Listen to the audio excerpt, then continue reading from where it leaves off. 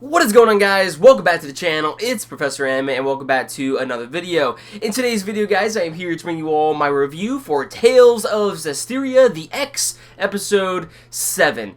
In the chronological order, this would be episode 6, but I'm going by the broadcast order, so that's why it's titled episode 7. So anyway, let's get to the review. So this episode of Tales of Zestiria the X, this was a pretty intense episode. I really enjoyed it. Like, it was that good.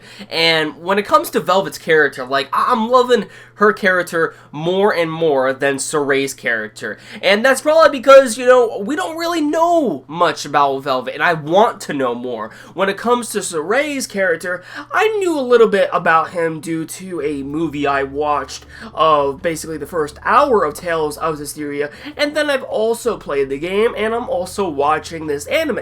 So I already know a bit about him, but he is kind of bland, I would say. He's not the best protagonist that we have had in an anime or whatever, but he is decent. However, when it comes to Velvet's character, we don't really know much about her. I mean, we did find out a couple of things regarding her character in this episode, but her character in general is just really shrouded in mystery, and it makes me want to go pick up the game, which will eventually end up getting released, I think, in February of next year, and that's really the only way in which we are going to find more about her character. And I gotta say, when it comes to the similarities between Guts and Velvet that people have been mentioning about, when it comes to, you know, the reference towards Berserk in Tales of Berseria, you know, Berserk, you know, it's, I don't know if actually the studio or the production company was actually inspired by Berserk and they wanted to,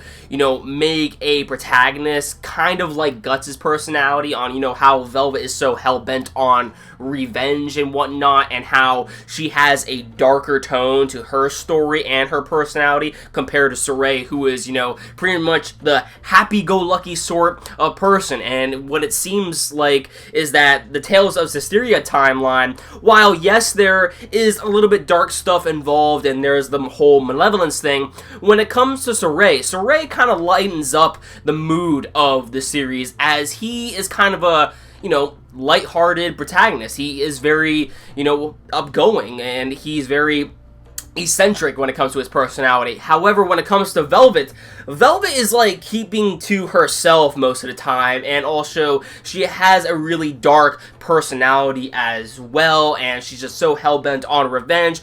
Just her personality in general is just very, very dark, and she is willing to go through any means in order to get her revenge, which reminds me a lot like Guts from Berserk. So there's actually a lot that was actually involved in this episode of Tales of Zestiria. We see that Velvet ends up fighting off against Oscar in the beginning of this episode, as Oscar is pretty much an obstacle getting into Velvet's way from actually getting off the island, the location where she was held prison at in the first place.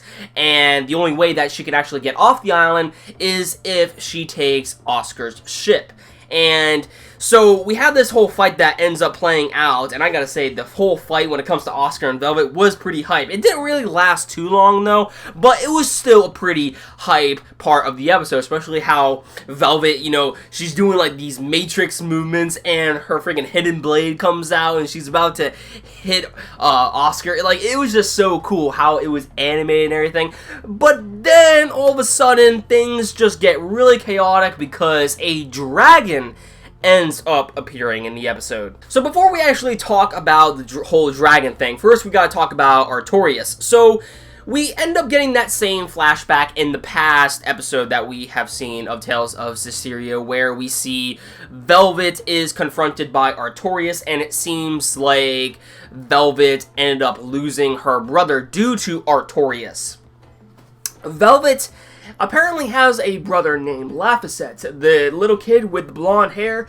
Apparently that is her brother, and from what we can assume as the viewer is that Artorias ended up killing off Velvet's brother, or either maybe even Artorias ended up taking away Laphicet's soul, or something like that. We are not really sure what is going on with the whole backstory of Velvet. I mean, as I said before, her character is still shrouded in mystery, so we don't really know, much about, Artorias's and Velvet's past. But what we do know is that Artorias ended up doing something with Velvet's brother, and it also seems that Artorias ended up creating a world. This world that Velvet is in is shrouded in malevolence, okay?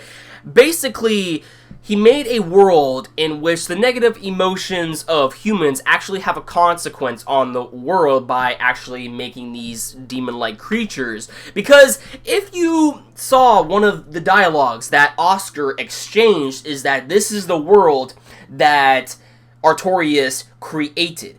So, does that mean that maybe by Laphicet, okay, Velvet's brother, being a vessel to this newfound world that Artorias created, maybe he was actually the trigger that sparked this world in Tales of Berseria, the Tales of Berseria timeline. Maybe he actually was using Laphicet, Velvet's brother, as a trigger to create this world filled with malevolence, and this is actually how the whole malevolence thing ended up starting, and how the malevolence ended up being transferred over or carried over into the Tales of Zestiria timeline. I don't know if that is true or not. I'm just going off of speculation, but it is something to think about. Oh, also, it seems like we got introduced to a new character in this episode of Tales of Zestiria the X as well. I believe her name is Mary Lou or Mara Lou. She's basically the girl that looks like the clown, pretty much. I mean, she's dressed up in this sort of like getup, which makes her like a clown, and, due to her personality, she is very funny. She's a very funny character, and she can seem annoying at first, but I think I'm gonna like this character. We don't really know how she is going to play a role in the overall story, but it seems like we have Maralu and also Rokuro going to be journeying the journey along with Velvet, because as we see by the end of this episode, Velvet ends up leaving the prison island that she was held captive at with Mary Lou and also Rokuro. Now, one of the biggest things that ended up going down in this episode, which is kind of interesting to Velvet's backstory, and also when it comes down to her overall character, is that by the time that we see the dragon end up using, this, hyper beam, I guess. I don't know what you would call it. As the dragon was going to use its hyper beam to attack Velvet, we see that Ceres actually ends up blocking the attack, and they get pushed back into the ruins, and we see that Velvet is left untouched. However, when it comes to Ceres is pretty much on the verge of death, and Ceres says to Velvet, "Eat me."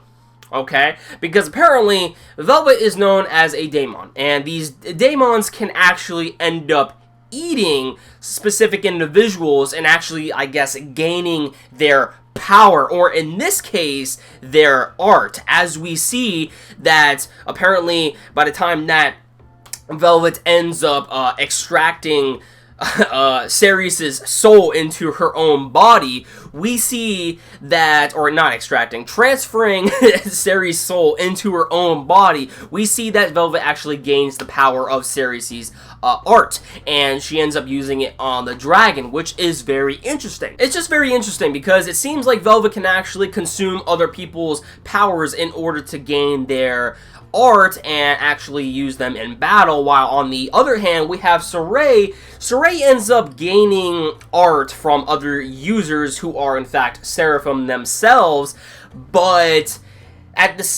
what he has to do is actually make a contract with them, and therefore by making that said contract, he is able to gain their spiritual force, and they can combine powers to actually use their art. So it's very interesting. Like, I'm very interested to see how exactly the Tales of Zestiria timeline is going to cross over with the Tales of Berseria timeline. I mean, we know that Tales of Berseria is, going to, be a prequel to Tales of Zestiria. That's a given. It is technically a prequel to Tales of Zestiria. It takes thousands of years before, and you're probably wondering, how exactly is Velvet going to be in the Tales of Zestiria timeline? My theory is, and I have stated this before in my last review, is that maybe Velvet is going to meet Artorias very soon in the next few episodes, and basically what happens is that just because, due to Artorias' powers, maybe he can end up sending Velvet into another dimension, or in this case, another timeline, and this ends up sending Velvet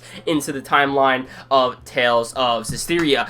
But we are not really sure yet. This is just all my speculation, but I'm very curious as to what is going to go down in the next few episodes, and I cannot wait to actually see, what else Velvet has to her character. And we also have that scene where Ceres actually ends up giving Velvet this comb that actually once belonged to Laphicet, okay, or her brother. So apparently this comb is very special to her and actually has some significance to the overall story. And then I also believe in the game of Tales of Berseria, she was also given a compass by somebody, and basically with these items they play a role into the overall story. So we'll just have to see what that's all about in the next episode. That about does it for this video, guys.